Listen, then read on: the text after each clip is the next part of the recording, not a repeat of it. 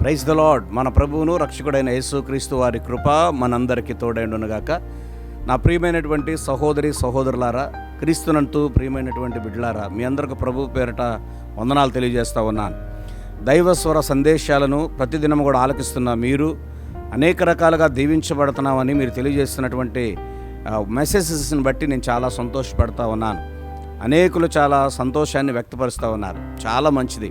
ఉదయకాలమునే దేవునితో మనం ఇలా గడపడం అనేది ఎంతో ఆశీర్వాదకరం. ఈ వాక్యాన్ని మనం ధ్యానం చేద్దాం. ఈరోజు దేవుని యొక్క సందేశం ఏంటంటే, ఆయన రక్తం విలువ నీకు తెలుసా కదా. పరిశుద్ధుని యొక్క రక్తం విలువ నీకు తెలుసా? ఆయన రక్తం నిష్కల్మషమైనటువంటి రక్తం. ఆయన రక్తం స్వస్థపరిచేటటువంటి రక్తం. ఆయన రక్తం వలన మనకు విడుదల కలిగింది, పాపక్షమాపణ కలిగింది. ఈ భూమి మీద పరిశుద్ధుని యొక్క రక్తం చిందించటం వలన దేవుడు ఎంత గొప్ప కార్యం చేశాడో తెలుసా? ఇదిగో ఈ రోజున రాబో తరం వరకు కూడా ఆయన రక్తం పనిచేస్తూ ఉంది. అయితే ఆ రక్తం విలువ మనం తెలుసుకోవాలని ప్రభు కోరుకుంటా ఉన్నారు. చూడండి, దైవ లేఖనం ద్వారా ఒక మాటను మనం ధ్యానం చేసుకుందాం. యోహాను గారు రాసినటువంటి మొదటి పత్రికలో 1వ అధ్యాయం 7వ వచనాన్ని కనుక మనం చూసినట్లయితే ఈ విధంగా రాయబడి ఉంది.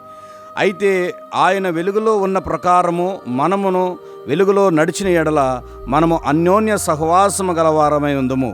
అప్పుడు ఆయన కుమారుడైన యేసు రక్తము ప్రతి పాపము నుండి మనలను పవిత్రులుగా చేయును. దేవునికి స్తోత్రం కలుగును గాక.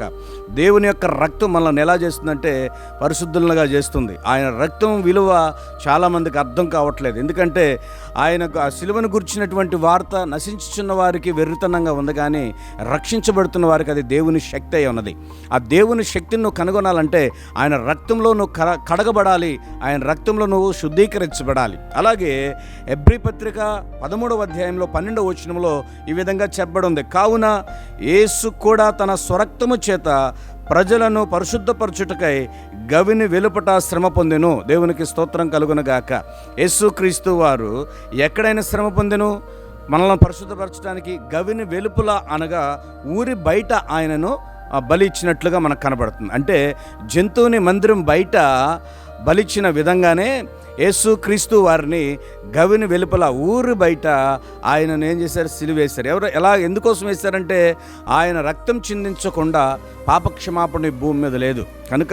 అనేకమైనటువంటి దైవికమైనటువంటి వ్యక్తులు మాట్లాడుతున్నటువంటి మాట ఏంటంటే, పరిశుద్ధుని యొక్క రక్తం ఈ భూమి మీద చిందిస్తేనే ప్రతి ఒక్కరికి పాపక్షమాపణ అనేటటువంటి మాట వినిపిస్తూ ఉంది. పరిశుద్ధుడు ఎవరు? పాపం లేనివాడే ఉండాలి. దేంట్లో?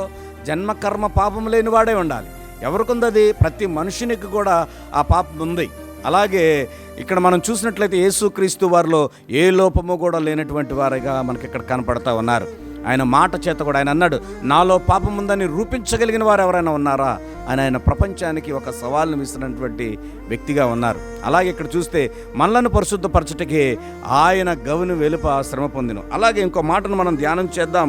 ఎఫెసీ పత్రిక 2వ అధ్యాయం 13వ వచనంలో ఏమని చెప్పబడి ఉందంటే, అయినను మన మునుపు దూరస్తులమైన మీరు ఇప్పుడు క్రీస్తు యేసునందు క్రీస్తు రక్తం వలన సమీపస్తులై ఉన్నారని దేవుని యొక్క లేఖనం సెలవిస్తుంది. అంటే దీని అర్థం ఏంటి? పూర్వము ఎలాగున్నాం? యేసుక్రీస్తు వారు బలి కాక ముందు, ఆయన యొక్క ప్రాణాన్ని పెట్టక ముందు మనం దేవునికి దూరస్తులుగా ఉన్నాం. యేసుక్రీస్తు వారు ఎప్పుడైతే తన ప్రాణాన్ని శిలువ మీద మన కొరకు పెట్టి తన రక్తాన్ని కార్చారో, నాటి నుండి ఆయన రక్తం వలన దేవునికి సమీపస్తులుగా మనం మారాం. దేవుని ప్రియమైనటువంటి వారలారా, కనుక ఈ సత్యాన్ని మనమందరం కూడా తెలుసుకోవాలి.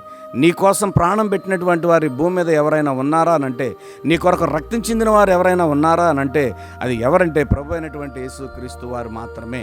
ఎందుకంటే తన స్వజనులను రక్షించుకోవటానికి, తన పిల్లలను కాపాడుకోవటానికి తన ప్రాణాన్నే పెట్టి మనలందరూ కూడా రక్షించారు. ఆ రక్తం విలువ నువ్వు తెలుసుకొని ఆ యేసు రక్తంలో నువ్వు శుద్ధీకరించబడి రక్షించబడి ప్రభు సన్నిధిలో నువ్వు ఎలాగుండాలి అని అంటే, రక్షణ పొందినటువంటి బిడ్డ క్రీస్తు బిడ్డగా నువ్వు మారి క్రీస్తుతో ఐక్యమవ్వాలని కోరుకుంటూ ఈ ఉదయకాల సమయంలో ఆ యొక్క రక్తంలో మీరందరూ కూడా కడగబడాలని, ఆ రక్తం ద్వారా మీరు స్వస్థత కలగాలని, ఆ రక్తం ద్వారా మీకు విడుదల కలగాలని ప్రార్థన చేసుకుందాం.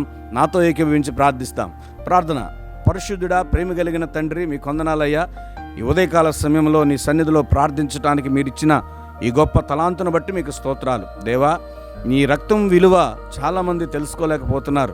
ఎందుకు భూమి మీద రక్తం చిందించావని అనేకులు ప్రభు హేళన చేస్తూ ఉన్నారు. అనేకులు ప్రభా దాని విషయమే అనేకమైనటువంటి లేనిపోని కల్పితమైనటువంటి కథలన్నీ కల్పిస్తూ ఉన్నారు. కానీ ఈ భూమి మీద నీ రక్తం వల్లనే మేమందరం కూడా విడిపించబడ్డామని, నీ రక్తం వలన మేము శుద్ధీకరించబడ్డామని, దూరస్తులుగా ఉన్న సమీపస్తులుగా మారామని సత్యాన్ని మీరు మాకు తెలియజేశారు. అందును బట్టి మిమ్మల్ని స్తుతిస్తున్నాం. ఆ రక్తంలో ప్రతి ఒక్కరూ కడగబడి అయా నీ మార్గంలో నడుచున్నట్లు సహాయము చేయమని మా ప్రభువును రక్షకుడైన యేసుక్రీస్తు వారి పేరిట ప్రార్థించి పొంది ఉన్నాం మా ప్రియ పరలోకపు తండ్రి. Amen, amen. God bless you. దేవుడు మిమ్మల్ని అందరిని దీవించునుగాక. దైవస్వర సందేశాలు ఆలకిస్తున్నటువంటి మీరు, దీవించబడుతున్నటువంటి వారుగా ఉన్న మీరు అనేకులను దీవెనకరంగా మార్చాలి అని అంటే ఇదిగో ఈ దైవ సందేశాన్ని నలుగురికి షేర్ చేయండి, సబ్స్క్రైబ్ చేయండి, అలాగే లైక్ చేయండి. ప్రభు కృప మీకు తోడై ఉండునుగాక. God bless you. God bless you all.